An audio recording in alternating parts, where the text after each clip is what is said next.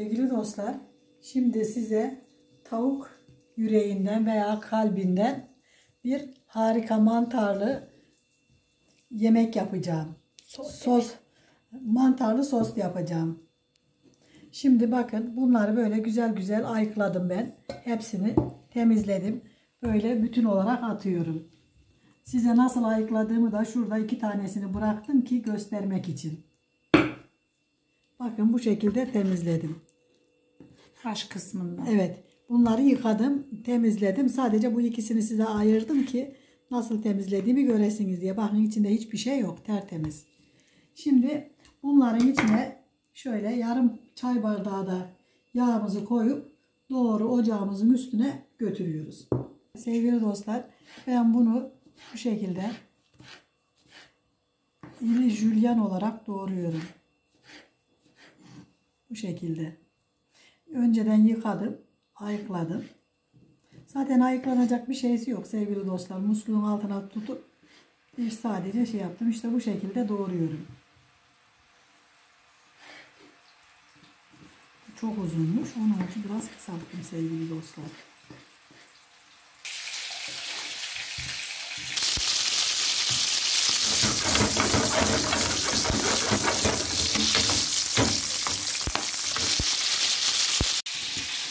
Bunlar da aynı şekilde doğruyoruz. Soğanlarımızı da bu şekilde doğruyoruz. Böyle uzun uzun.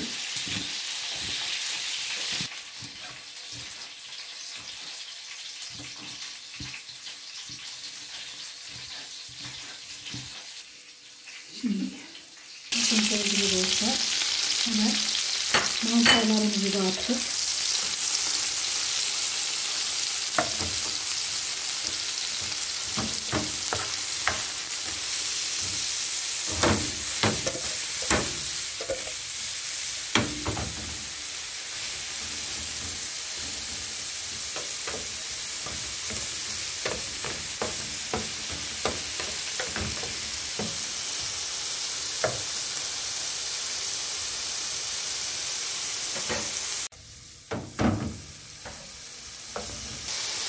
Sevgili dostlar, bakın soğanlarımızı da koydum.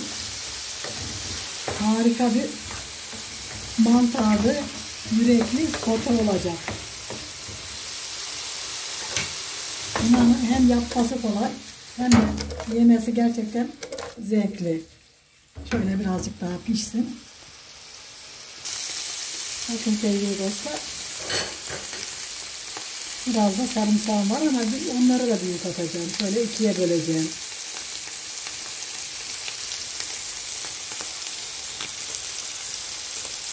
Bunu benim küçük oğlum çok seviyor.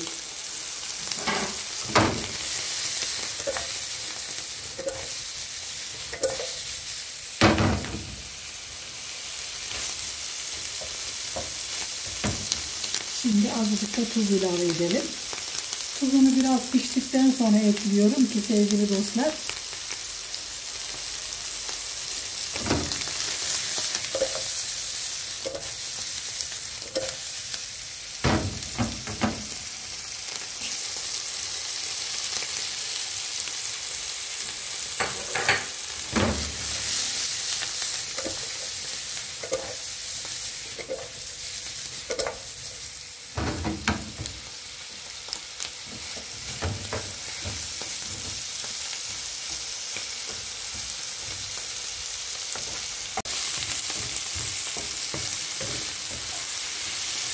şimdi birazcık da tereyağı koyacağım sevgili dostlar buna.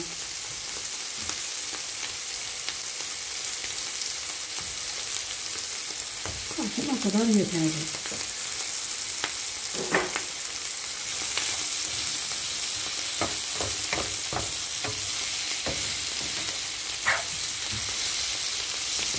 Sevgili dostlar, kekiğimiz, kırmızı biberimiz, İşte baharatlarımız herkes kendine göre atsın sevgili dostlar. Kırmızı biber, karabiber, pul biber, köri, evet, zerdeçal ve kekik. ve kekik. Ama gerçekten çok mükemmel bir sote olacak.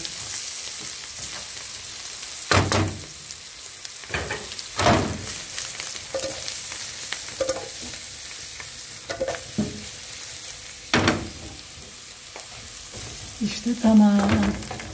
Hem basit hem yapımı kolay.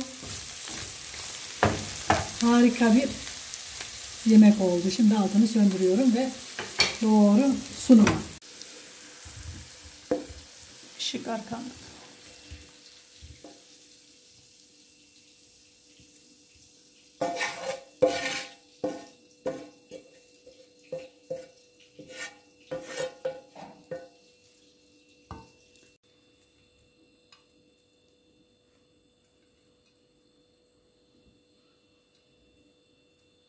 Yeşillik de çok güzel koktu.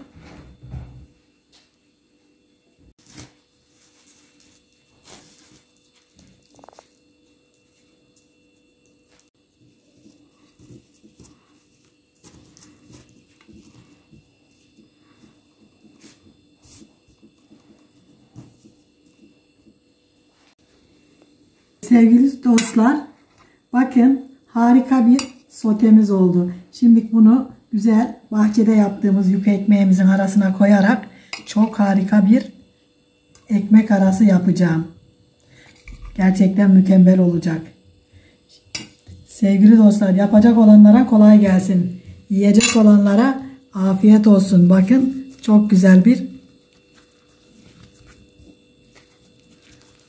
dürümümüz oldu. Sevgili dostlar, bakın çok güzel dürümümüz oldu. Yapacak olanlara kolay gelsin. Yiyecek olanlara afiyet olsun. Beni izlemeyi, abone olmayı, güzel fikirlerinizi söylemeyi unutmayın lütfen. Sizlerin de eğer benim yapmamı istediğiniz bir yemeğiniz varsa lütfen söyleyin, yapayım. Hoşça kalın, Allah'a emanet olun.